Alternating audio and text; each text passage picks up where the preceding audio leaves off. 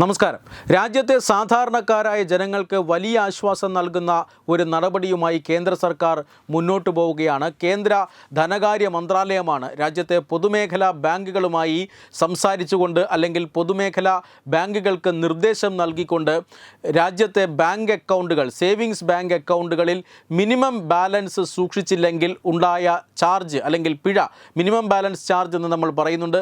Minimum balance ഒരു അക്കൗണ്ടിൽ സൂക്ഷിക്കാത്തത് കൊണ്ട് പിഴ ഈടാക്കാറുണ്ട് ബാങ്കുകൾ.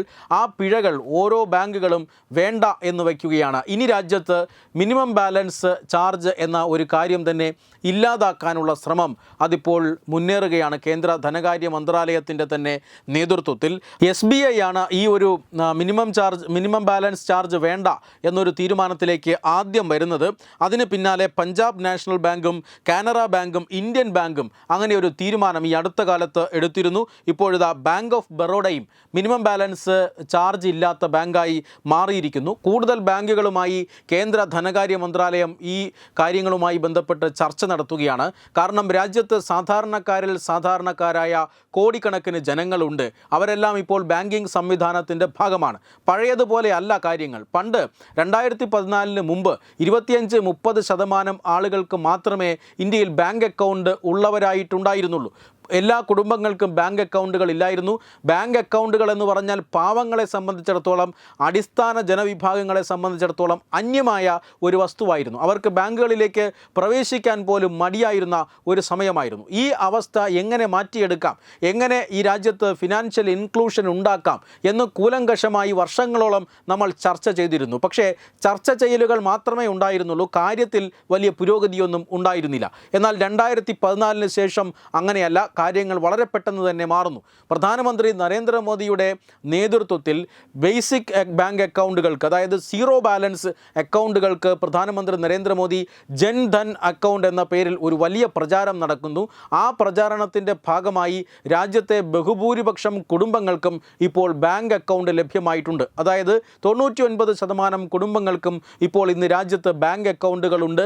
ആർക്കും തന്നെ ബാങ്ക് അക്കൗണ്ട് എടുക്കാൻ സാധിക്കാത്ത ഒരു സാഹചര്യം ഈ രാജ്യത്തില്ല.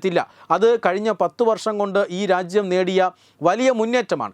അതായത് വലിയ ധനികരോ അല്ലെങ്കിൽ മിഡിൽ ക്ലാസ് ജനങ്ങളോ മാത്രമല്ല ഇന്ന് ബാങ്കിങ് സംവിധാനത്തിലുള്ളത്. സാധാരണക്കാരായ കർഷകർ, തെരുവ് കച്ചവടക്കാർ, ചെറുകിട കച്ചവടക്കാർ, വിദ്യാർത്ഥികൾ, ഇവരെല്ലാം തന്നെ ഇന്ന് ബാങ്ക് അക്കൗണ്ടുകളുടെ ഉപഭോക്താക്കളായിട്ടുണ്ട്. അതുകൊണ്ട് തന്നെ ഇവരിൽ നിന്നൊക്കെ മിനിമം ചാർജ് അക്കൗണ്ടിൽ വയ്ക്കുന്നില്ല എന്നാരോപിച്ചുകൊണ്ട് ചാർജ് ഈടാക്കാൻ തുടങ്ങിയാൽ അത് ബാങ്കിനെ സംബന്ധിച്ചിടത്തോളം വലിയ നേട്ടമായി മാറിയേക്കാം. പക്ഷേ അത് സാധാരണക്കാരെ ഞെക്കിപ്പിഴിയുന്നതിന് തുല്യമാണ്. ഏതാണ്ട് 8,500 കോടി രൂപയാണ് കഴിഞ്ഞ 5 വർഷം കൊണ്ട് മിനിമം ബാലൻസ് ഇല്ലാത്തതിൻ്റെ പേരിൽ രാജ്യത്തെ ബാങ്കുകൾ, പൊതുമേഖലാ ബാങ്കുകൾ രാജ്യത്തെ ജനങ്ങളിൽ നിന്ന് ഇങ്ങനെ കട്ട് ചെയ്തെടുത്തത്. അതുകൊണ്ട് തന്നെ ഇതൊരു വലിയ തുകയായി കേന്ദ്ര സർക്കാർ കാണുന്നുണ്ട്. 2023-24 സാമ്പത്തിക വർഷത്തിൽ മാത്രം ഏതാണ്ട് 2,300 കോടി രൂപ രാജ്യത്തെ പാവപ്പെട്ട ജനങ്ങൾക്ക് നഷ്ടപ്പെട്ടു. ഇതെല്ലാം ബാങ്കുകാർ ചാർജായി ഈടാക്കിയിരുന്നു. ഈ അവസ്ഥയ്ക്ക് മാറ്റം വരണം എന്നതാണ് ഇപ്പോൾ കേന്ദ്ര ധനകാര്യ മന്ത്രാലയത്തിൻ്റെ നിർദ്ദേശം. ഓരോ ബാങ്കുമായും സംസാരിച്ചുകൊണ്ട് ഈ മിനിമം ബാലൻസ് എടുത്തു കളയുക എന്ന രീതിയിലേക്ക് കേന്ദ്ര സർക്കാർ നീങ്ങുകയാണ്.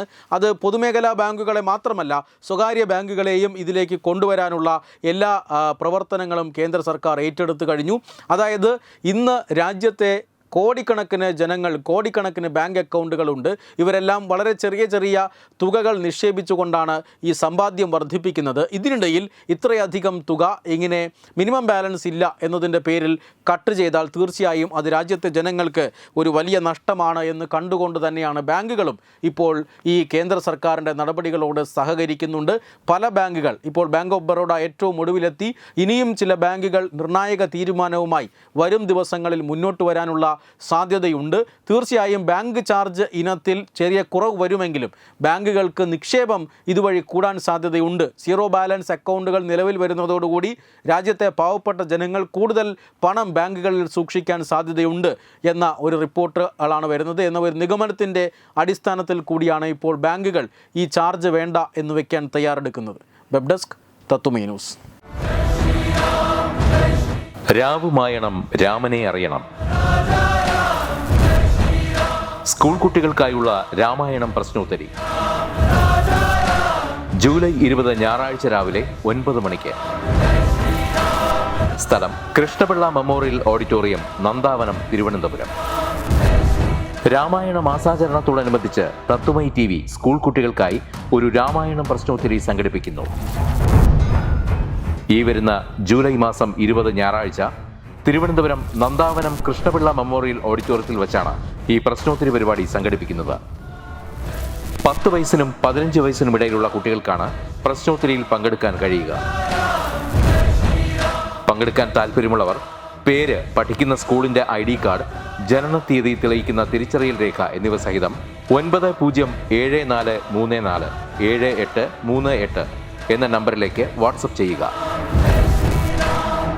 ഒരു കുട്ടിക്ക് 100 രൂപയാണ് രജിസ്ട്രേഷൻ ഫീസ്. പ്രവേശനം ആദ്യം രജിസ്റ്റർ ചെയ്യുന്ന 54 കുട്ടികൾക്ക് മാത്രം. വിജയികൾക്ക് ആകർഷകമായ സമ്മാനങ്ങൾ.